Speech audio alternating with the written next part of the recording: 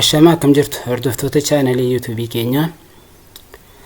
Egaan sagantaa keenya guyyaa har'aa isiniif qabannee dhufnee jirra. Toora YouTube keenya subscribe, like, share gochuun waliin turtii gaarii isiniin jenna. Sagantaa keenya guyyaa har'aatiin Microsoft Word irratti akkaataa itti picture format gochuu dandeenyu yookaan immoo suuraa editing hojjechuu dandeenyu isinitti agarsiisa. Microsoft Word irratti haala salphaa ta'een suuraawwan adda addaadha bifa adda addaatiin edit gochuu dandeenya. Jalqaba asirratti riibanii sarara dhufuudhaan insert irratti yeroo tokko gadi tuqanna. Erga gadi tuqanne bakka kana pictures iddoo jiru kanarratti dhufnee tuqanna yeroo tokko. Erga tuqannee booda picture asirratti galfanna yookiin immoo suuraawwan edit gochuu barbaanne irratti galfanna. Asirraa fakkeenyaaf suuraa lama select godheen irratti insert godha. Erga suuraa filattanii booda insert kan jedhu bakka kana ni jira. Yeroo tokko gadi tuqattu. Egaan suuraan haala kanaan dhufee seenee jira. Eega suuraan bifa kanaan seenee booda saayizii isaa bakka kana tuquudhaan akkasitti gad harkistu. Akkasitti yeroo gad harkistan yookaan asii dhuftanii akkasitti yeroo ol harkistan saayiziin isaa xiqqaachaa dhufa. Saayiziin isaadha. Haala salphaa ta'een xiqqaataa dhufa. Akkasitti barreeffama wajjin walirra yoo galamoo laayotii isaa kanarra tuqattaniitu asirra dhufuudhaan in front of text isa jedhu kanarratti tuqxu.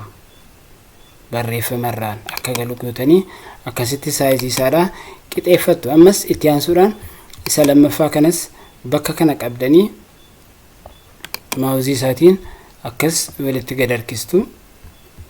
Kanas akkasuma hojjaa isa gabaabsuudhaaf haala kanaan yeroo akkas gootan ni xiqqaataa jechuudha.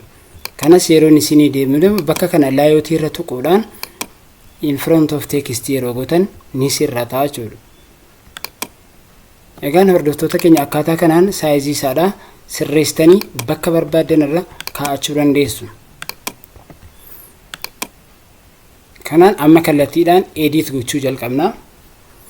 Suuraa isa jalqabaa tokko hojjennee ilaalla. Suuraa kanarratti yeroo tokko erga tuqannee booda haala kanaan select nuuf godha. As bakka format jedhu kana dhufna gubbaarraa jechuudha. Gama mirgaatiin formatiin ni jira. Sana booda as keessa picture style jira. Style picture keenyaadha ni sirreessina asirra galuudhaan. Suuraawwan yeroo baay'ee fiilmii irratti ilaalamanudha. Suuraa addaa fakkaate akka inni mul'atuuf haala kanaan edit gochuu dandeessu. Bifa kanaan asirraa halluun gosa garaagaraa ni jira. Kanas asirraa bifa adda ta'een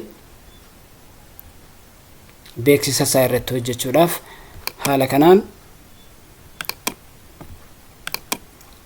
hojjechuu dandeessu.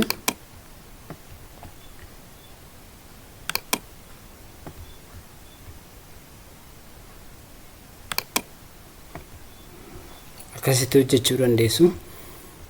Egaan inni itti aanu bakka kana adjust kan jedhu ni jira yookiin immoo adjustmentiiwwan suuraa halluu isaanii background irraa haquu remove background kan jedhu kunoo bakka kana ni jira. Correction adda addaa yookiin bifa halluu isaadha. Constructive brightness, sharpness of sharpness picture sirreessuudhaaf wantoonni asirraa itti fayyadamnu ni jira jechuudha.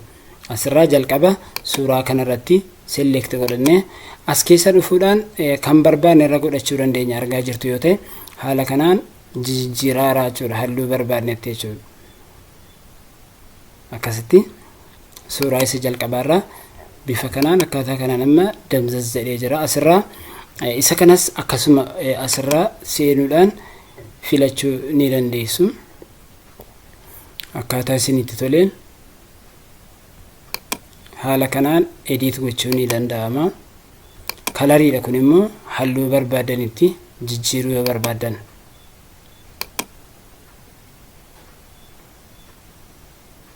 Baay'ee salphaadha jechuudha. Halluu barbaadan irratti jijjiiruu yeroo barbaadan asii select godhataniitii kalariirra dhufuudhaan bakka kanarraa akkasitti halluu gosa feetanii irra keessanii jijjiiruu dandeessu. Akkaataa kanaan picture formatting isaadha yookiin immoo editing isaa hojjechuu dandeessu jechuudha.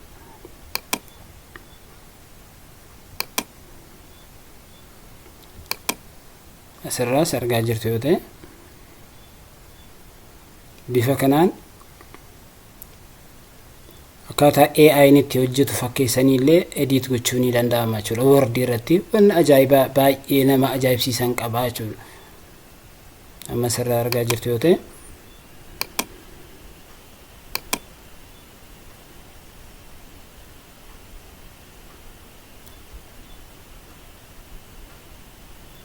haala kanaan akkasitti hojjechuun ni danda'ama jechuudha.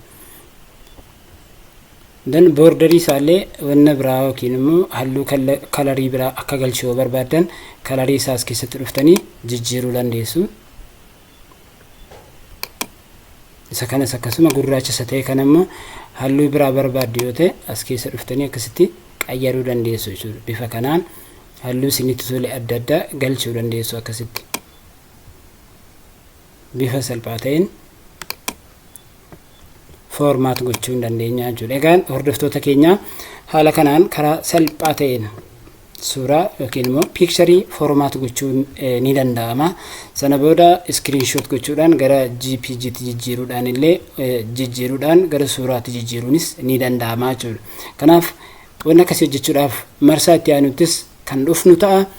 YouTube keenya Gurmee ICT subscribe, like, share godha. Nu waliin turtii gaarii isiniin jenna. Assalaamu alaykum wa rahmatullahi wa barakaatuh.